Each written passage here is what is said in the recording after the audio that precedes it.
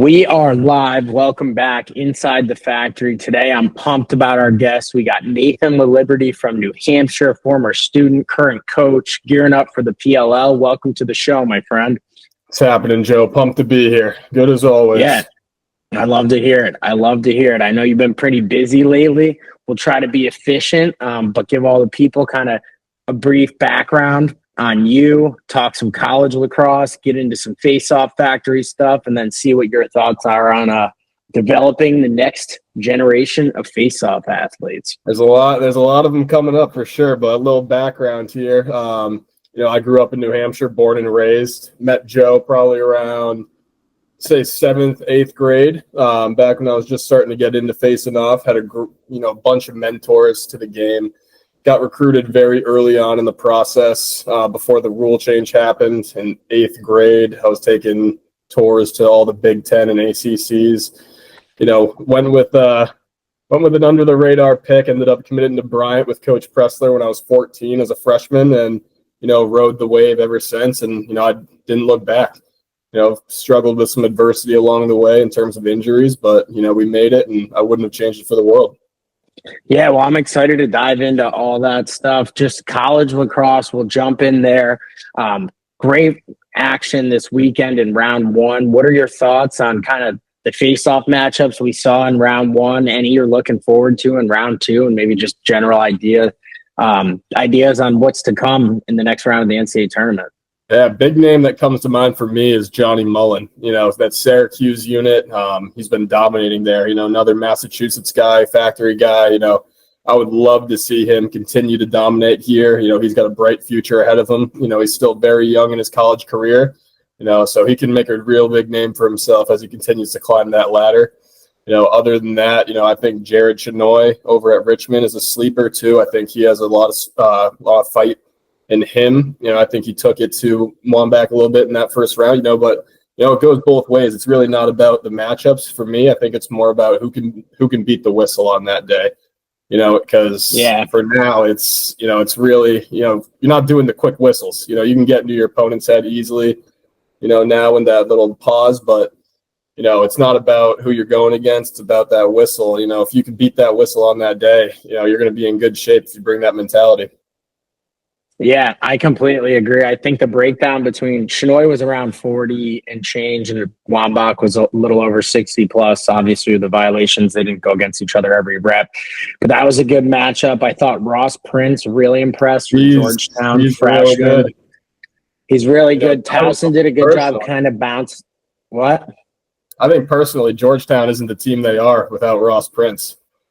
Yeah, I think he's been, pretty dominant every time he's stepped on that field this year. He's had some high games. Dude, yeah, doing that against Duke on their home field was pretty impressive. Princeton, I thought, looked really strong in their transition game. McMeekin stepped it up this week. He probably had a little easier matchup versus some of his Ivy League opponents. But he, contributed a goal, assist. They were running and gunning in transition. Penn State, I think, is a sneaky, scary unit. He's a freshman, they got three. They've been playing Colby Baldwin. Reed Gills played this weekend and dominated. They also have, who am I thinking of? They had a starter last. Mullins, right?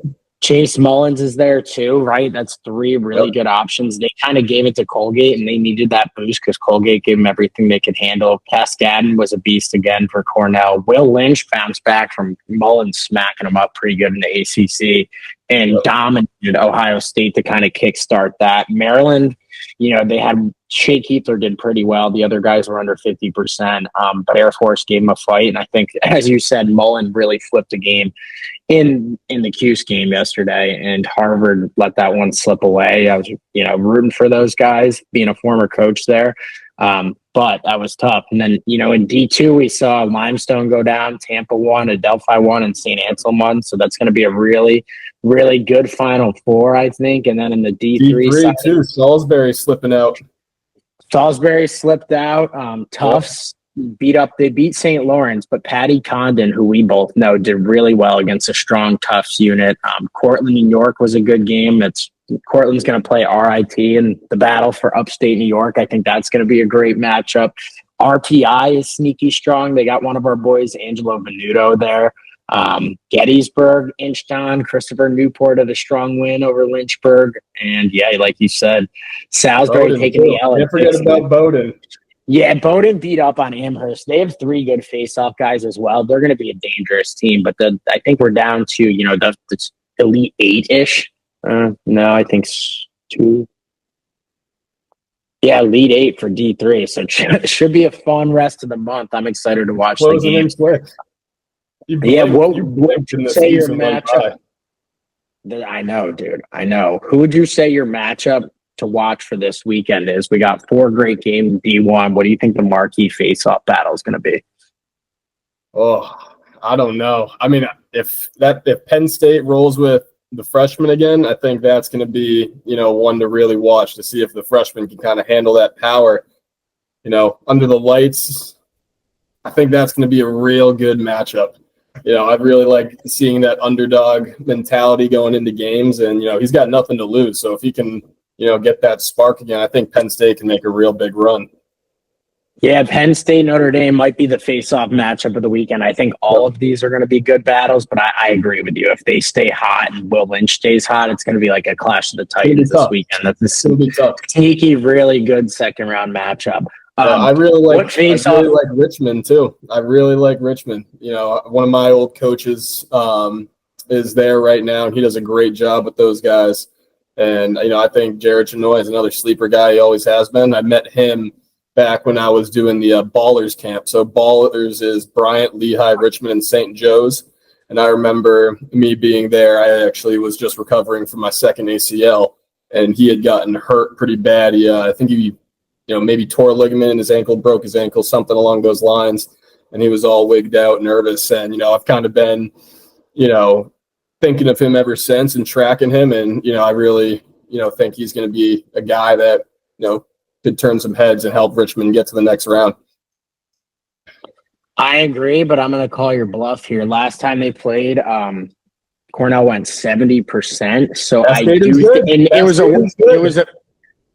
a 1-goal game though. So I think to your point, if Richmond can get closer to 50%, they're the second half they look dominant against UNC. Their defense is great.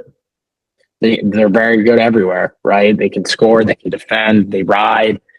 Their clear has been great. UNC gave them trouble in the first half of that game. But yeah, that's a really interesting one to watch too. What units maybe that we haven't mentioned have you enjoyed watching this year?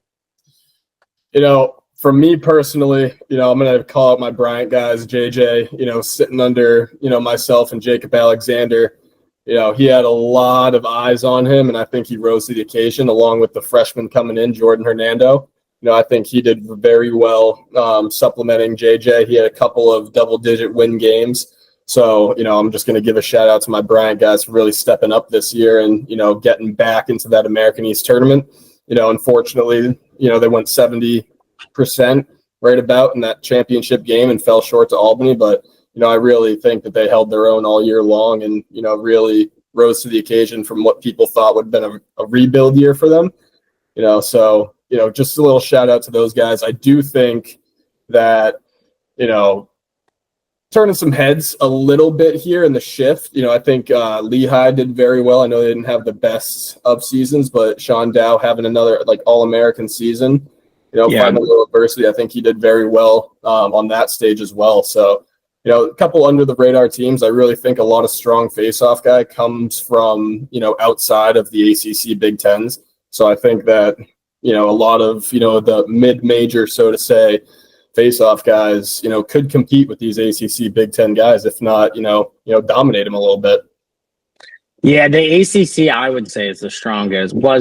There's only 5 teams, but you have Will Lynch, Johnny Mullen, and Brady Wambach. Like, the top 3 are definitely, top 10 guys. Yeah, I agree, though. The Big Ten was down a little bit compared to years past. But, the Bryant guys did great all year. Shout out to them. Yeah, I agree. Lehigh was a fun team to watch, even though they didn't have as much success as maybe we're used to. What was it like playing at Bryant? My first 2 years there, obviously, under Coach Pressler was, something that I will always hold true to my heart. He is a great guy. I'm actually down in Texas now working with him at Highland Park. And, it's a little bit of a different relationship being, a coach with him rather than a player. So you hear all the inside stuff, inside info. But, like I said before, like I wouldn't have traded for the world. I had the opportunity to go play, at all the ACC's Big Tens, and I went with Bryant and, smaller school, program that wasn't necessarily known 4 years ago. And, they've made it to the main stage, a couple times in the last 5 years, played Virginia to one of the best games that they had on their championship run. And then, unfortunately, we kind of got blown out by Hopkins in that round. But, just being able to make a team that wasn't necessarily known, and put them on a pedestal, that was really the big goal in mind. And I think that, the friendships that I made along the way, the coaches that I met along the way, I still talk to them quite a bit. I wish them, happy birthdays, Merry Christmas, the whole 9 yards. And, it's just more of that, family fit. You're not just another number at a big university, you're known, you make those connections. And, another big part was my family could drive an hour and a half up the road and come watch me play whenever they wanted. They didn't have to hop on a plane, spend the money, fly out, hotel, the whole shebang. But, it was really a family decision at the end of the day for me. And, if I were to redo it all again, I would still stick with Bryant. I love hearing that. Too many times do we see, you've been a part of it now that you're coaching kids, they get hurt or they're not playing, or like you and Jacob splitting reps, even though you're both could be starters somewhere else and take them all, like sticking with the process and not hopping in the portal and seeing it through. So I think that just shows like your character and what type of teammate you are and why you've had the success that you did. What was your favorite part about Bryant? My favorite part about Bryant, my junior year when Coach Pressler left, there was definitely a lot of doubt with us as a team and as, just in general, players leaving, hitting the portal, but Coach Ross came in here and he was actually the first coach that ever tried recruiting me back when he was at Ohio State when I was in 8th grade. So I have a picture of him and I in the shoe just, right before an Ohio State football game. And when he got the job, I sent it to him right away and I said, let's get to work. And, he sent like a little funny message back to me. And, ever since then, the adversity that we've, faced and the doubt that we faced, nobody expected us to go to a new conference and, by any means even make the tournament. We were an NEC, a little bit of a weaker conference at the time. Everyone's going their separate ways. All the teams, the A-10 becomes a thing. And, we go into their season with, no expectations. And I feel like that's when teams are the most dangerous, when they got nothing to prove. And we went out there and, double overtime win against Albany in our first year in the America East. And just to feel that emotion after missing that my freshman year, because a lot of people don't know is freshman year when we won the NEC, I didn't travel to that weekend because I'd blown out my entire knee. And Pressler had said, Nathan, just go home with your family. You don't got to travel, just stay home with them. And I was sitting in my basement, just watching the game and watching my whole entire team rush that field and celebrate. And I was the only one that wasn't there. So it was tough. And to get that feeling of, fighting through that adversity, fighting through a new coach, a new locker room, and new everything, coming back from a knee injury and being able to celebrate that with all your boys that you just grind with every single day, that you're in the trenches with every day. Winning that my junior year was hands down the best thing that's ever happened when I was at Bryant. What about the thing you like the least? Yeah, like put you on the spot. The thing that I like the least was losing to Merrimack my senior year and not making the tournament after winning the championship. It was a tough season. We had a big target on our back, and from a lacrosse standpoint, just not making it to the finish line my senior year and getting to that opportunity to get to the tournament, that really sucked. And to end your college career on a loss, everybody, there's only one team that always ends on a win, so you can't, be so pissed off about a loss, but to not even make the tournament after fighting so hard all season long with your friends and your teammates, it's a tough way to end it, but yeah. It's just one of those things, you win and you learn, you don't win and you lose. So, you learn a life lesson, it doesn't matter how hard you work. Sometimes you may not get what you want. So that's right. So So it sticks with me. Yeah, so what's been the rivalry with shifting to the America East between Bryan and Albany? It seems like those are the two teams who kind of rep since the conference reformatting. Talk to us a little bit about that. How do the Bryan guys feel about the Great Danes going to the tournament the last 2 years? You got to root for your American East guys. You Yeah. got to root for Splash. Obviously, you want to be the team to do it. But kudos to Albany. That was the first time that they beat us since we entered the American East. So you go out there and you beat them 4 times in a row. They're due for a win. They're due for one, and kudos to them. They fought hard and they beat us. But best believe I'm not a part of the team anymore, but I still feel like I am, and we're going to be coming back next year stronger than ever. We had a lot of young guys stepping up, and we're a young team. So Albany, they're as good as they are, as well coached as they are. They better be on the lookout for the Bryan Bulldogs coming back right at them next season. Yeah, now my next set of questions is taking us back a little bit to high school. What do you feel like you did to prepare to become, a high level recruit, someone who got playing time almost immediately in college? What are like the one or two things for our high school guys out there, maybe making that jump to D1 or, high level D2 or D3 in the next year? What advice would you give those guys? I'll just say, the biggest thing is, be a lacrosse player first, be a face-off guy second. You got to be able to – you can't be a liability when you step out on that field. The term FOGO, you see a lot of guys, especially in the youth now, they just face off and get off. I got into face-offs because I wanted to get on the field as much as possible. And, you got to be able to have stick skills, be able to scoop ground balls, catch and throw, play offense, play defense. If you get stuck on defense, everyone's like, oh, the face-off guy's out there. Go stand them up. Go put them 6 feet under. Go get that ball. Now you run transition on a fast break. Get the team going. As face-off guys, we're the spark plug most of the time. And, you got to be a lacrosse player first. Secondly, I was never the fastest by any means. I was never, the strongest by any means. But it's just the mentality. If that ball was on the deck, I was getting that ball. And if the other guy, he ended up winning it, I was getting that ball back. Nothing was stopping me from losing that face-off. Every time that I went out there, I wanted to make it known that, I wasn't going against you, you were going against me.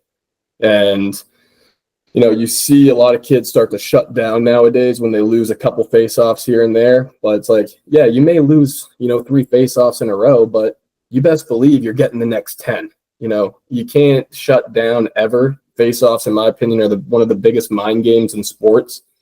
So you got to show up and you got to be prepared to fight adversity every single game, because when it's not going your way, you can either ball up and take it, or you can throw some haymakers back and make it a bar fight. So mentality and being a lacrosse player first, I think, are the two biggest things in wanting to be the best that you can be. Yeah, I couldn't have said it better myself, honestly. We see it all the time now, right? Coaches will take a kid who's a little worse facing off to get a kid who's a much better athlete or a better ball handler. I'll argue with you, though. I think you're definitely not the fastest, but I think by your senior year, you might have been one of the strongest guys. So maybe. I'm going to give you a little shout out there for being humble. But yeah, I think you were beating up on most people in the power game at that point. How big of a grind was D1? Just straight up real talk with kids who were like, oh, it's D1 or bust. I had times and moments, especially when I was younger and a freshman, I'm like, dude, this is going to be brutal for 4 years. Yeah. What were your thoughts? People say that it's a grind, but, a grind typically refers to a negative connotation. Playing lacrosse is what you guys love to do. And nothing about lacrosse is a grind if you really enjoy it and you really love it. So expect to show up every day. Yeah, you may be tired. You may get sore when you're running 2-a-days in mini camp at the start of the season. But you're out there with your team and your family, and you're just running around having a good time, because, you blink and it could be over. You never know when your last face-off is going to be. And I'm lucky enough to get an opportunity to play at the next level, but most guys aren't. And, I can remember playing in 8th grade tournaments up in Stowe, Vermont, like it was yesterday. And, going to that point, it's yeah, it's a struggle. It is, waking up early mornings and getting out there at 6 a.m. on a cold, winter morning. But you got to remind yourself, what else would you be rather doing? There's kids that are biting at the bit for the opportunity that you have. So take full advantage of it, because you only have 4 guaranteed years of it, and before you know it, it's over. So, take the hard days for what it is, but when you're out there and you're by the time you graduate and you're thinking back on those days, you're like, damn, you don't want to have any regrets wishing, man, I just went a little harder. Yeah, right. And I completely agree with you there. Do you have any regrets about your time at Bryant? I don't have any regrets. I wish that, my sophomore year went a little bit better coming off of my ACL injury. There's a part of me that wishes I just stayed in the redshirt year to get one more year, but I didn't, and that's what it is. I think I was sick around 60% or better in every single season that I had. And, you can't ask for much better than that, being a college face-off guy, with the rule change and people relearning how to face off. It's tough, but, for what it is, I got blessed with an opportunity to come out to Texas and coach with, the coach that recruited me back when I was 14. And if I had stayed and played another year, maybe we could have, won another championship, won another ring, but, it was my time to move on and pass the reins over to JJ and Nando. And, I wouldn't have changed it for the world. Yeah, and I'm with you. Like, my only regret, because I'm like you, I pretty much went as hard as possible every day for 4 years. Obviously, I had some fun in between. But my freshman year, we weren't very good. We were like 6-9. Our coach had just changed. I hadn't even thought about it, but redshirting probably would have been the right move for me if I had one more year of development. I played games as an 18-year-old against 22, 23, 24-year-old men. I was 180 pounds when I got there as a freshman, and my sophomore through senior year, like, I had made a big jump, and that 1 year of development probably would have set me up for a really big 5th year. And that's the year that Rutgers, went to the Big Ten final, beat Hopkins twice, was 1 game short of the NCAA tournament. Would have been the first time, in like 20 years they had made the tournament or something crazy like that, maybe 15. But if I had done that redshirt year, I think it could have been a really special 5th year with a good group that kind of got over the hump and brought Rutgers back into the winning ways. Yeah, I will say something off of that too. It's like you see a lot of freshmen going in to their respective school, and they're all like, "Yeah, I'm gonna play. But you got to realize that some guys are 2-year starters with that team already, and they got a backup already, maybe a 3rd string already. So you may not get that opportunity, but it all ties back to that mentality. You can't go in thinking you're going to be the 4th string. You got to work to be the starter. But, red shirting is not a bad thing whatsoever. You see a lot of schools now offering 1-year MBA programs to get your master's. And, you have 4 years to play college lacrosse, but then you got to work for another 40. So what's going to set you up, for long-term success? Is it playing, 4 years, maybe not redshirting that first year, or having an opportunity to redshirt, play your next 3, then have a back-end redshirt year that you get a 1-year MBA on, and you can, you pay your dues at that school, maybe hit the portal, go to another school. You can get 2 college opportunities, playing within that redshirt year.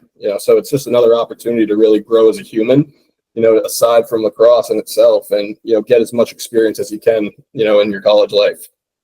Yeah, and I mean, that's a good point too, right? Like, one of our boys that plays at Rutgers is really good handling the ball and pretty good face-off guy and trending in the right direction, but they had 2 fifth-year seniors on the team this year, right? So he's like not playing, but we're hoping he gets an opportunity next year to show what he's got. But that's like 2 full years of development, where, some people get upset about that. And it's like, no, you got to put your time in, right? Like, there's kids who don't play until their senior year. I had kids on my team like that. You probably did too. And those are the kids that I have some of the most respect for.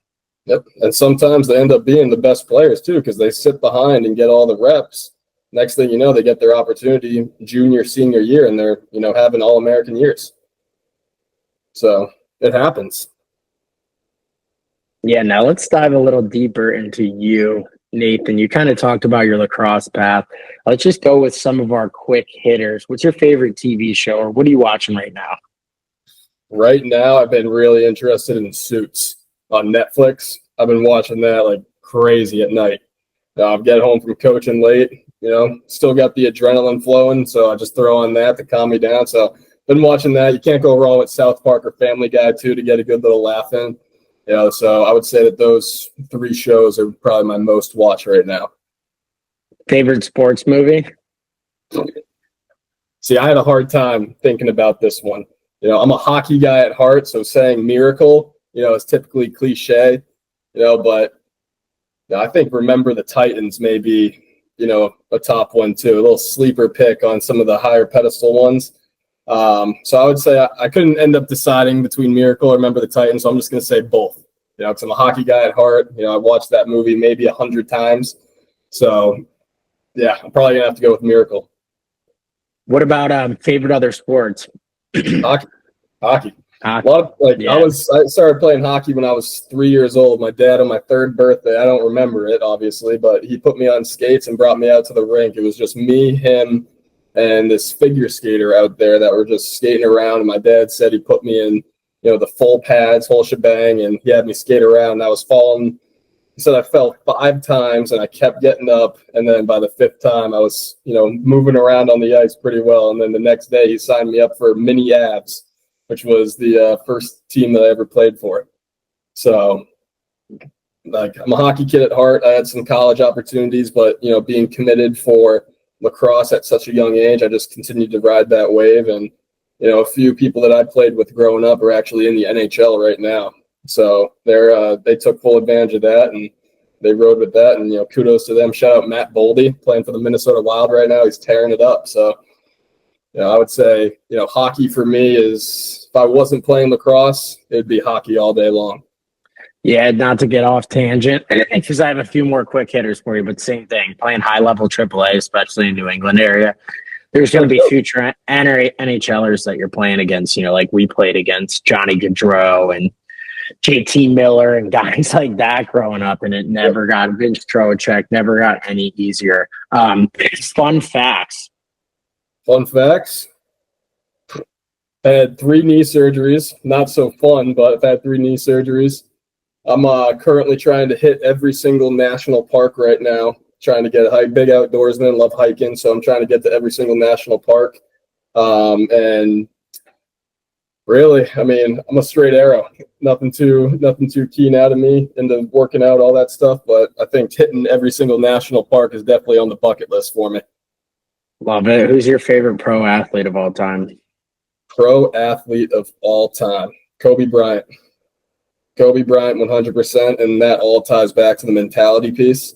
I'm big on, sharpening the mind first and coming off of injuries. Your doctor says, ACL, you recover in whatever time frame, let's say 6 months. Yeah, you can be back on the field in 6 months, but are you really trusting your knee in 6 months? I always say, take an extra month to fully recover your mind. Yeah, your knee's healthy in 6, but your mind's ready in 7. So, being big on that. Kobe Bryant is, the best that there ever is in terms of sharpening the mind and really having that true mindset of, pure domination. Yeah, the Mamba mentality is a real thing. Hearing some of his training stories, it's sick that he would wake up at 4 o'clock. He's making Shaq come work out with him when he didn't want. It's dude, he was a beast. I don't read a lot of books, but I read that Mamba mentality book, and I highly recommend, any level athlete taking a quick gander at that. It's really, really powering. For sure. And what's your last question? Biggest pet peeves? Slow walkers. I can't stand slow walkers. You're trying to get through a crowd and people are stopping right in front of you and you have to move to get around them. You're a man on a mission. You gotta get somewhere, and the people that are just walking slow right in front of you, getting in your path.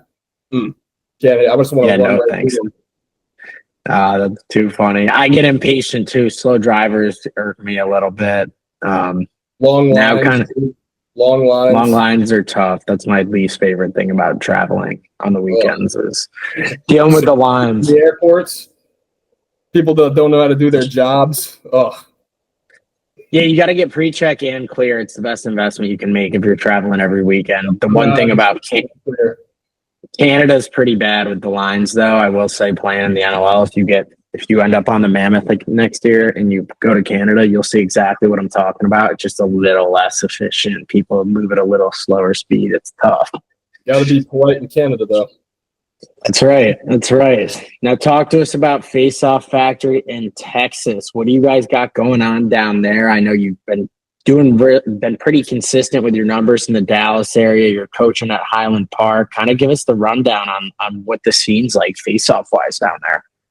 Yeah, so I mean, with Texas being a lot different than, Massachusetts and New Hampshire, it's a lot bigger scene. So, you got guys out in Austin, San Antonio area, with me being in Dallas, it's hard for them to get up here. There's a lot of great guys in Houston as well, but same kind of thing. It's hard to get people out here.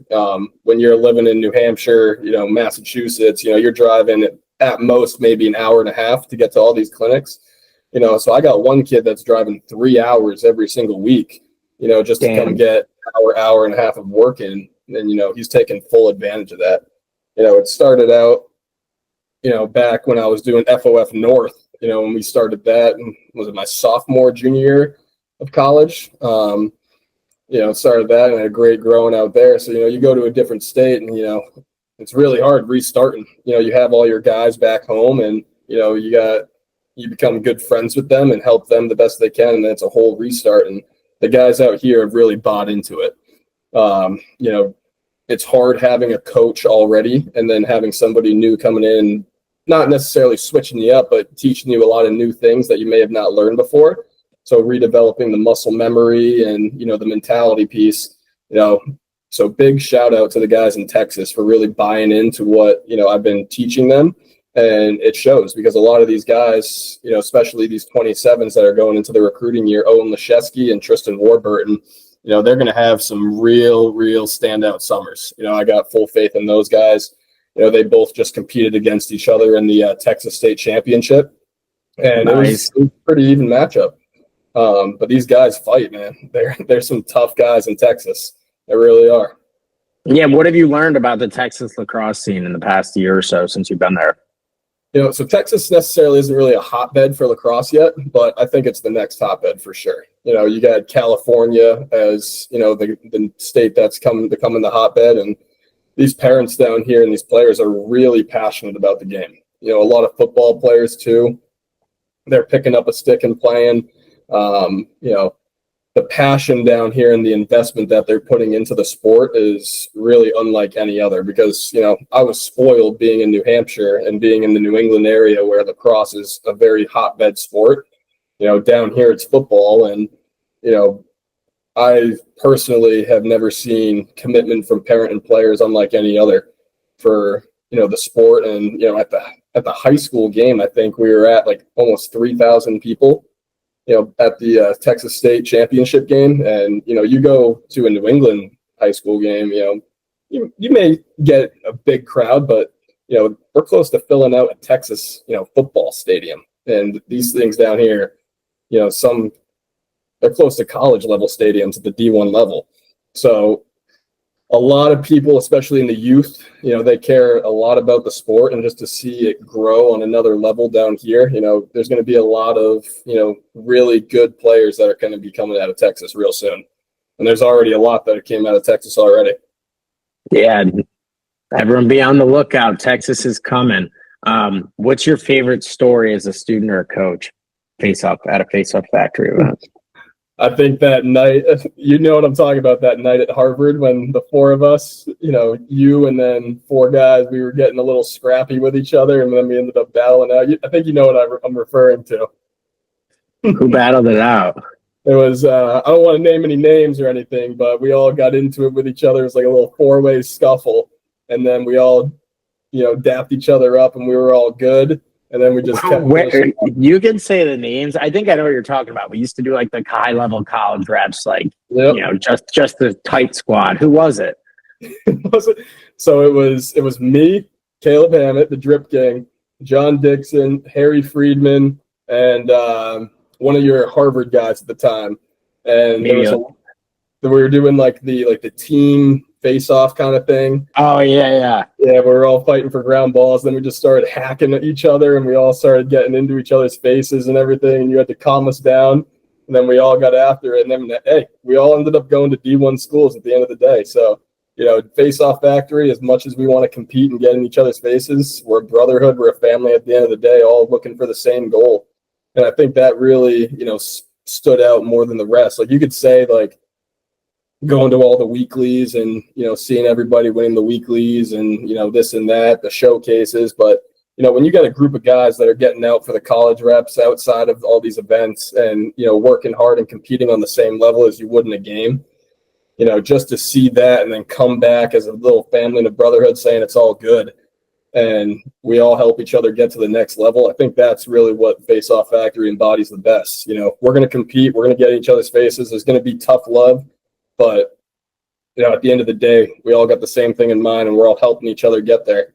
So I think hands down, that's one Face-Off Factory memory that I still think about today. I even got a video of like it on the phone because we used to screen record on the iPad. I have like the GoPro videos from those days too, way back. But yeah, I mean, 2 top 5 kids in D1 came out of that group between you and Hammett. Those were always good battles. We had another couple of the boys that would get in the mix there too. But for anyone listening, I didn't partake in the scraps going on. I was coaching. You were the mediator.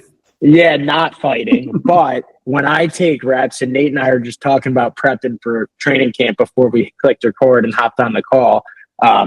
Next weekend we might go see my buddy Max Adler, who's a former pro and champ in all 3 leagues, and I've been trying to get him on the podcast, so that's another thing I'm going to fight with him about. But he's probably the only one that I fought when we take reps because he gets really testy. We whacked each other. Time with Max too, back when him and I both worked with Chris Marmiani, the old Boston Cannons face. Yeah, it was him and I, and he was getting ready to get with the Outlaws, I believe. He was getting his shot out of Bentley, and we were going after it a little bit. Same thing, the competitive spirit. And then Chris yelled at both of us, told us to relax, and then we were getting reps. And next thing you know, he's a standout on the Outlaws. So, he's a scrapper.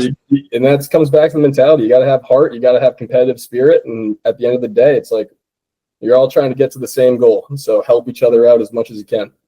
Yeah, and I don't get mad most of the time. I think this is a good point to bring up when kids get into it at the sessions, because I think you need a little bit of that, obviously within reason. I'm not letting people punch each other in the face.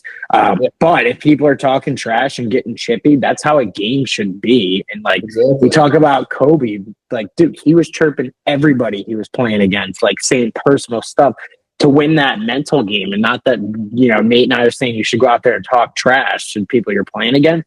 But if you are in a heated matchup and your team needs to win, it is fair game. That's why I think not enough kids get practice with that edge. So then in the game, they don't have that edge. One of my favorite moves that I do on the face-off, it's not clamping, it's not swiping, it's not countering. It's like, if you know that ref is going to hold that whistle, one of my favorite things to do is when he says down set, you wait that seconds, half second, whatever it is, and then you just sniff. You just go, and you get that guy to go early 9 times out of 10. And next thing you know, he's yelling at the ref. He sniffed. Hey, sorry, man, I'm just breathing. That's not on me, but it gets them in the head. And then next thing you know, they're going to be behind on the whistle a little bit. Now you're getting that mental battle. You're getting that edge, and you're not saying anything to him. You're not getting in his grill, but it's just you're doing just a sniff, and he's freaking out over nothing. So it's little things like that go a long way too. Oh, dude, I knew you were going to say that too. You've done it to me before when we practice. And, usually I don't talk trash in most of the games unless it kind of comes to me first. All the guys that also coach at Face-Off Factory, I don't talk trash to because there's the mutual respect. But there's definitely some dudes that I get into it with pretty regularly, especially the guys who complain and talk to the ref the whole game. Don't ever let somebody else be the only one talking to the ref. Not to say you should be complaining, but don't let him manipulate how they're going to call the game, because it's a big part of it. So if somebody's talking to the ref, get right next to the ref and right next to him and let him know you're not going to have that stuff. I think those are good little tips. I agree. Refs will mess with you a little bit. They will, if you're being an a-hole to them, they're gonna prey on your downfall a little bit. They're gonna hold that whistle when you're least expecting it, get you to go early, call you for loose ball holds when they're not holds. call for pushing the bag. They will do it. You want to. I'm not saying kiss ass by any means, but you want to have the ref on your good side, more often than not. Agreed. That's part of the game within the game. Our last section, development. What do you think your favorite or most effective drill that you've been doing lately with your guys is? So for me, I'm big. This goes back to when I first started facing off. I had Bobby DeTillo as my first ever face-off coach back when I was probably elementary, middle school. I didn't really start getting into face-offs until like the 6th grade. But ever since then, it's just been band work. Constant band work. This training. I'm real big on band work, banded clamps, banded rotations. Really emphasizing fighting that extra resistance. So when you go into a game, you're firing. Like even in warm-ups, I would do banded resistance during games. If I felt my clamp was getting a little slower, I'd grab that band, so I'd be firing into the next one. So a lot of resistance training goes a long way. In my practice, I really overemphasize everything. For the guys that have worked with me, they know I like to do, clamp 1 rotates, and it's a 90-degree rotation. In a game, you're never getting to a 90-degree rotation on that first rotation, second move.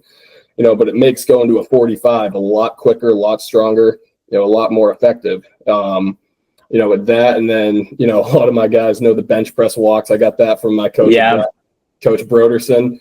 He was a big factor in my development. Without him, I definitely wouldn't be, the player that I was with that consistent training over at Bryant.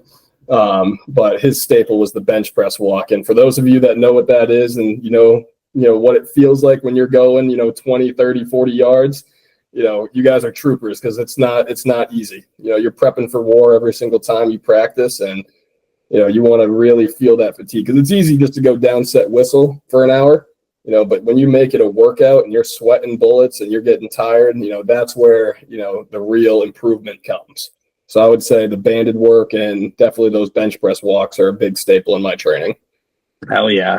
I think the banded stuff it's like such a inexpensive training tool that can help you so much. Like everybody needs to be using those. And we work out in some of our sessions at gyms, like on Tuesdays, Thursdays. And I've been using the bands almost religiously with my guys, and the kids really, really seem to like it. What do you think the most important thing outside of like band work is that kids can be doing on their own? So for me, I didn't take it really that seriously. But as I got older and as my body started breaking down a little bit more as I came, to my senior year, really emphasizing working those little muscles in the shoulders and in the hips, hip mobility, shoulder mobility, those go a long way. Yeah, you can load up a bar and bench, 385 for as much as you can, but realistically, what is that going to do for you? You may be strong going into the face-off, but if you're benching 385 once and the 4th quarter comes around and you're tired, what is it going to do? So really emphasizing that shoulder mobility, sharpening that conditioning and the smaller muscles, to really, fire in that 4th quarter and overtime face-off. I think that's really the most important. People that can squat, into the 500s, 600s, yeah, that's great. But that long-term preservation is really what's going to get you, through the finish line, in my opinion. I agree. Body care is so big. I did more of, because I really felt it my senior year in my hips and my shoulders, and I knew if I just took care of it a little bit better, maybe I would have had some better percentages towards the end of the year. I agree. I mean, I've had years in college as well where my performance went down over the course of the season, years in pro, where I felt amazing in the beginning of the year. And then after you get beat up a little bit, you're not feeling the same. And I feel like as I've gotten older, I've prioritized body care, warming up properly, cooling down properly. And it makes a huge difference. Huge. Other than that, I agree with you on the conditioning piece. I don't think enough of our face-off guys are running extra. Lacrosse is a running game.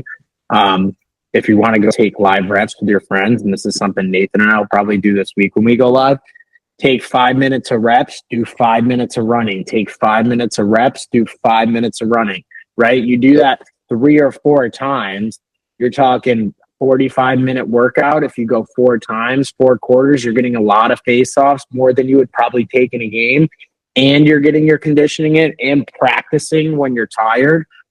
Yep. Like a better exercise for game prep than just being like, oh, I'm going to face off, hear the whistle. Like, Yeah, it's easy to hear the whistle and be good and chase after the ground ball when you're fresh. What about when you're tired or your team's down or you just got caught on defense? Exactly. And those, like, I will say too, for those guys that, are banged up on the lower body, may have some knee injuries, some hamstring problems, ankles, whatever it is. One of my favorite things too is if you have access to a bike, one of those fan bikes, those Rogue Echo bikes, do some sprints on those because, for me, I've had some workouts where I've done, some 10 cal sprints, 10 rounds, 20 cal sprints, 10 rounds. And it's like, it burns and it hurts more than going on a 3-mile run. So it's like you got to be smart about your conditioning too, because you're putting a lot of load and a lot of impact on your knees if you're going for a 5-mile run. And there's a lot of ways to get better cardio and conditioning than just going on a 5K or 5-mile run or doing a little jog. You really got to emphasize getting into some different like zones and trying to hold on to like that zone 3, zone 4 for periods of time, rather than just trotting around the neighborhood for an hour. I can't agree more, right? Like, it's cool that a lot of these teams use like the catapult systems and they track heart rate. Like, if you watched and did like an average, I'd love to see this data on what, a face-off guy endures conditioning wise over the course of a game. It's probably like peak valley, not, the steady eddy of a 5-mile run. And if you track the distance, it's maybe like 2 miles tops in a game. If that, that's a game with a lot of faith. The attackmen on my team, they would get close to, 7-8 miles a game, but us face-off guys, we get 2 miles a game, but our spikes were real high because it's 0 to 100. And that's why I like the bike so much, is because you're sprinting on that thing for maybe, 10 to 30 seconds at a time, which is typically the average length of, 30 seconds being a high-end face-off. There's a big scrap, 10 seconds if you're just going down to the goal, popping it in the net, coming back. It's like, you have a lot of reps where you can swing it in 10 seconds and you got to be sharp enough to get out there every single time. Yeah, right. So be smart about your training. Conditioning is a huge piece. We can't stress that enough. Last question. How'd you prepare for opponents to get the edge? Like, if there's one thing you could give students, like they're going into a game, they have access to film, what would you do to prepare? Yeah, so my film strategy was a little bit different than most. You see a lot of guys like watch the other guy over and over and over again to see his flaws. But for me, it's like I would watch my opponent one time and one time only. I'd watch his game, I would see it, and then I would go back to the drawing board and I'd be like, okay, how does he clamp? All right, how can he beat me? All right, what do I do wrong that allows him and his style of facing off to beat me? So I would go back and I would think, oh, okay, he lifts his left hand high, he's clamping a little bit over the ball. All right, now let's clamp at a 45 to really stop that momentum of him going forward. And now I'll have a better clamp. So like the BU game last year, I had one of my best games all season there. I think I was around high 80%. I noticed in their film that they clamp directly down on the ball. Like they're straight down on the ball. Yeah. Like they're going forward or they're going back, right, every single time. So my approach to that, I was like, okay, they can beat me if I clamp straight over the ball, if I clamp heavy down the line. So let's clamp at a 45 to stop that momentum. And now I'll secure the ball. I can go forward. I can go backwards. I can do this. I can do that. So the approach for me is really emphasizing, all right, this is my opponent. This is what he does. How does he beat me? And then that whole week I would sharpen those, cracks that I had. So when it came to game time, his, philosophy of coming at me, I was already prepared for because I knew how to defend it right away. Yeah, and honestly, that's a really good thought process. And I haven't heard that. I asked most of the coaches on the show that exact question. And you're probably the only one who like works backwards where you're like, all right, what is he going to try to do to be successful? And how can I advance what I'm doing to make sure that doesn't happen? That's some really good insight. If any of you guys are out there looking to gain the edge, that's great advice. We had Derek on here tell us that he doesn't watch his opponents, that he just does this thing. And I was like, dude, are you serious? But yeah, it's really important because, you try and do something different come game time that you're not typically used to doing just by watching this guy over and over again. you may not have that confidence going into the game. But if you continue to do what you do and sharpen up the cracks that you have, it's going to be really hard for your opponent to be like, this is what he does wrong. This is how I can beat him. This is how I can, get the advantage. But then when he comes to attack you, you've already worked on that all week long, doing what you're doing, and you're able just to go out there and dominate because you're not changing everything. You're just improving yourself rather than trying to switch things up just in order to beat somebody else. Yeah, that's right. All right, lastly, bonus time. We're in OT. You got any questions for me that you think might be beneficial to our audience? I do, because I think that we're in a very similar boat with injuries over the years. How have you fought adversity coming off of your knee injuries, that have impacted, the way that you play, the way that you approach the game, especially as you're becoming a veteran in the league? How has, your experience from coming back from those two ACLs affected your mentality going into this next PLL season? Yeah, I think like both times it made me grateful for little stuff like returning to walk, getting to play wall ball and shoot again, getting to face off, getting to run, all that little stuff, which was pretty cool. There's always hidden blessings, right? Like I think both times my technique got better, both times, like especially the second time, I'd been playing in both leagues, didn't have very many weekends off. So I got to focus on really building face-off factory and being fully committed for summer on not just traveling every weekend, but coaching and making new partnerships. So that was really cool. I got to focus on seeing more of my friends, my family, doing some stuff with my side job, which is real estate, which is cool. So like all those areas of my life elevated. And I feel like overall I grew as a person. But like athletically, it taught me like, any given time, no matter how hard you train or prepare, stuff can happen. You need to remain positive. And it's really you versus you every single day. And if you could win the battle up here and do what you need to do and just make the right choice about continuing to train, even on like an off day, going for a long walk or a hike, like finding a way to always get better will decrease your recovery time. It'll make you feel more confident in yourself and your ability. And it also gives you downtime to like not worry about getting recruited or scouting, but just like get better, dude. And like you and I are big proponents of that. Like you've waited, over a year now to get a call to go to PLL camp. Like you wish it was last summer, but you spent 12 more months like rehabbing your body, getting your mind right, continuing to face off, run, shoot, right? And not like you're getting paid. So I think it really humbles you. There's always positives and hidden blessings, and it changes your outlook on everything. And like I now have become somebody who a lot of my students, kids that I don't know, just people in the lacrosse world will come. Like I probably get, a couple of DMs a week, like unfortunately with kids who get hurt and go through the same thing you and I did. And I feel like it's a pretty special spot to be in, that I get to help have a positive impact on people who are going through the same thing we went through. Because, especially the first month, it sucks, man. Like you're coming to realization of a whole new reality for your next 8 to 12 months of life.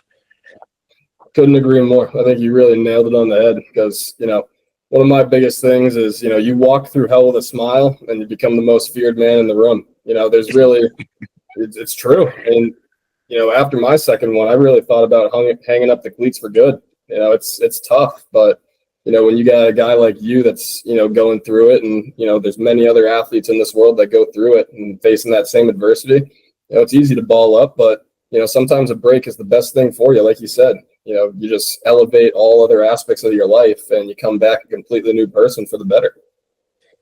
Yeah, and it always could be worse, and you got to always keep that in mind. Like think about a guy like Nick Chubb has destroyed his knee twice. Like nobody's even signing him right now. He's still, young. He's a lot of talent. Like he's still squatting 600.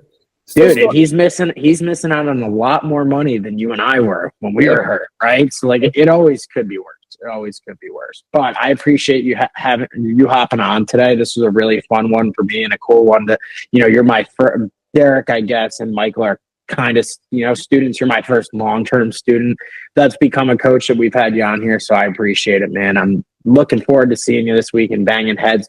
Maybe we'll get you guys some edited content to go along with the podcast with Nate and I getting some reps and hopefully beating up on Max this weekend. I don't know why we wouldn't do that. So, definitely stay tuned for that. All right, Nathan. We'll see you, brother. Appreciate you having me, Joe. Have a good one, man. I'll see you soon. Peace. Hey guys, Coach Nardella here. My tip of the week is to make sure you are doing your technique work when you are tired. We see a lot of guys later in games suffer with their technique and fail to be quick to attack the ball because they're not practicing enough when they're tired, and they're usually working on their face-offs when they're fresh. Get some conditioning in. I know it's a holiday weekend, but do some face-offs. Keep your stick with you. Make sure you're getting some stick work in as well. Have a good weekend. Happy Memorial Day.